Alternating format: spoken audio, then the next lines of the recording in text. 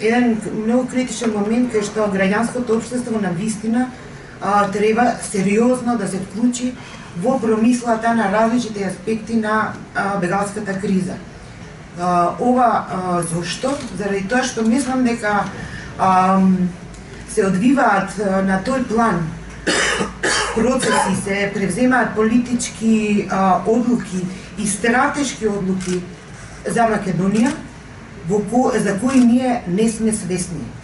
Едната од предпоставките и мој личен и професионален страв е дека мигрантската криза и несреќата и неможноста и непостоењето на политичката волја и ксенофобијата за да се дела со тие прашања може, како и досега во овој наш простор, да биде препакувана и искористена за бетонирање на диктатурата.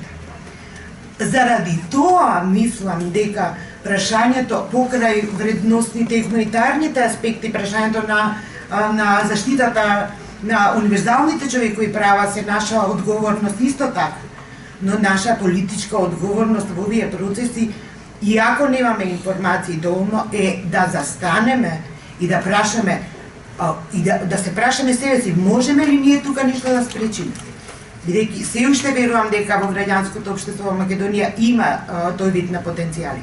Но од минатото лето до сега гледаме дека има едно здружување поттикнато и околу таа некаква балканска група на земји, која сега за сега го менаџира Австрија. Ние ќе видиме и овие што се зидовите, униформирањето на практиките, идеите за хотспотови од Гевгелија до Виена, всушност значат дека нашата држава, окупирана држава, нашата окупирана држава учествува во тоа да ја позиционира Македонија на таа рута и тоа на една многу важна точка. Важна точка, тука ќе се слеваат пари, тука ќе се слеваат политички моќи, тука нечујно на преговарачката маса ќе се формира една многу јака точка на моќ, без никој да знае. Знаете, сето тоа е убаво спакувано во пакетот на заштитена е нашата сигурност. И тука, дополнително на сите овие стравови, дополнително на целиот арсенал на тоа како секојдневно нам ни се кажува дека некој друг ја дефинира играта.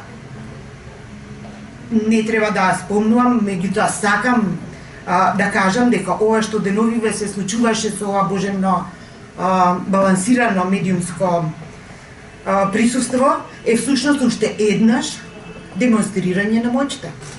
И мислам дека ова е една од точките каде што граѓанското општество, такво какво што е во овој момент, има исклучителна историска улога да го искористи моментот и да не дозволи да му кажуваат дека може да бидеме и понатаму плашени. Ние живееме во страх, ние живееме во окупирана држава, ние живееме со окупирани слободи, ние живееме во одземен јавен простор. Оно што нашите сознанија од фондацијата до сега некако успеавме да ги структурираме за да го оцениме сегашниот момент, сега кога ги правиме тие некои први проекции за нашата стратегија 2017-2020, е дека квалитетна промена се случи во 2015 година, во она што значи би рекла квалитет и квантитет на граѓанското општество. Се уште имаме парализирани и уплашени граѓани, се уште имаме неинформирано и исклучено граѓанско општество од политичките процеси и консултации, но ми се чини како колку што е поголем притисокот на таа страна, толку од другава страна се случи нешто што јас сум во секторот повеќе од 20 години, го гледаме сега, а тоа е се појави солидарноста. На сосема еден природен, креативен начин се направи еден голем исчекор од етничките агенди, за да дојдеме на полето на социјалните прашања, на општите слободи, на тоа дека заслужуваме подобро.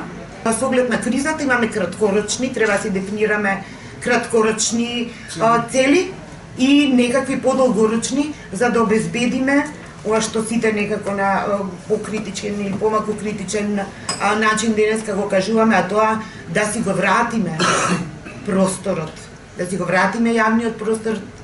Ние имаме право и мора да бидеме информирани, ние имаме право и мора да учествуваме во нашите животи. И да мониторираме и да кажуваме како тоа ќе го правиме.